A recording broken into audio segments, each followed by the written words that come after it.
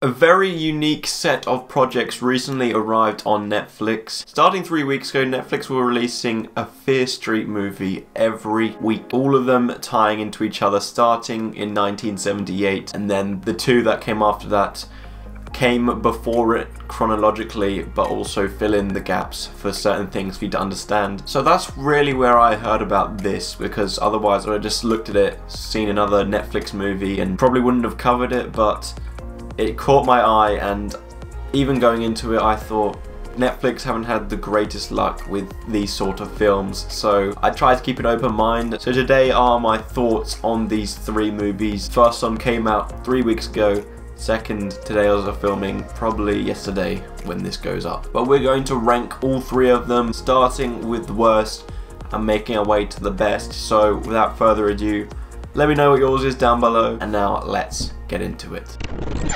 So in third and last place is Fear Street Part 2, 1978. I had a weird experience with this one because I really did enjoy parts of it, but when I looked at it as a whole, it had some inconsistencies and things I didn't like, which had to inevitably pull it back a bit. Following up to Part 1 as a sequel and a prequel, it has the lore which enhances this to just be more than just your average campsite slasher film. Sadie Sink played a familiar role, you know, the same time period as Stranger Things, and had some very familiar tropes to Max from Stranger Things. But other than her, most of the characters were really unlikable, and I just couldn't care about them for those reasons. Coming into this movie, besides like the lore which is going on through it, everything is pretty cliche and you can guess what's going to happen, and if there is a twist, it's a twist that doesn't really benefit your viewing. It just kind of makes you roll your eyes at it because it's unnecessary, and that's what lets this film down, because it just felt too familiar. I know it's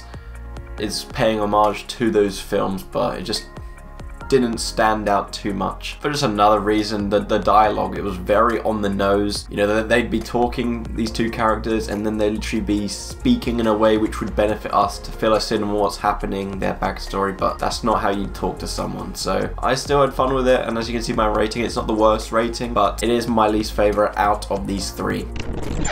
Coming in at second place is Fear Street Part 1, 1994. As I mentioned, going into this, I really didn't care too much about this franchise. I wasn't too eager to see it, but I decided to check it out, as, you know, within 3 weeks' time I could make a ranking video on it, and it really grabbed my attention. It really surprised me. No, it's not going to be one of the best films of the year, but exceeded my expectations and had me instantly excited to see what was going to happen in the coming weeks. A big deal of that is established because of that lore I referred to. It sets up a lot in good time, but also leaves a lot of questions to be asked which have now been answered. I was disappointed with the kills at first. I actually initially wrote this down in my notes, but then there was a bunch of kills at the end, so I had to quickly edit that. So you have to wait a while for some really good kills, but when they did show up, they weren't afraid to get bloody. Watching this, it did exceed my expectations, and it had potential to exceed them further. However, the main character, Dina, was so unlikable. The whole runtime, she's starting arguments, complaining, which, yeah, I can understand, but then when you look at the reasons why she's starting arguments, it just feels so dumb. Like, we're meant to support this character when they're having a go at their ex-girlfriend for leaving town because her parents split up, so she had to go with them. So it's like something you can't really support them for, because that's kind of an understandable reason. But other than that, there were some things which could have been resolved in a different way, but they went about them just so it could be more unique, when I don't necessarily think it was the smartest idea. But nonetheless, this film really did surprise me and really ignited my interest in this trilogy. However, coming in at third place is Fear Street Part 3, 1666. Amongst this trilogy, this one felt the most unique because it's in a completely different time period, and it allows for some interesting things to happen. You know, they use it to explore certain laws and explores the fear they had of witchcraft. And I'm not gonna lie, at first I was a bit, I was unsure. I thought this could come in at bottom, but then when it started to kick into gear, I really did enjoy this film. They really went about the witchcraft stuff very, very well. Now, the film is called 1666, and that is true, but it is split into two parts. So the second part is in present day, And I actually liked that. They didn't dedicate the whole film to 1666.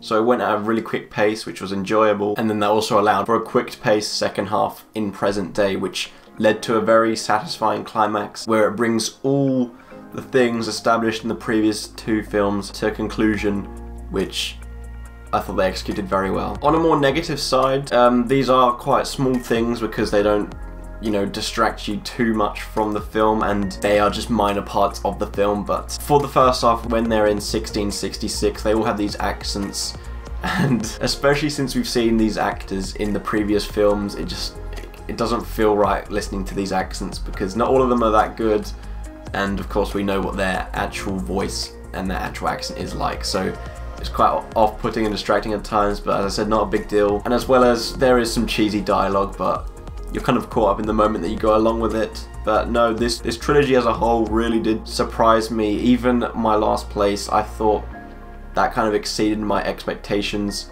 coming into this. Maybe it disappointed me following after the first one, but nonetheless, a very, very interesting trilogy, which I do recommend if it's your sort of thing. And yeah, that concludes my ranking.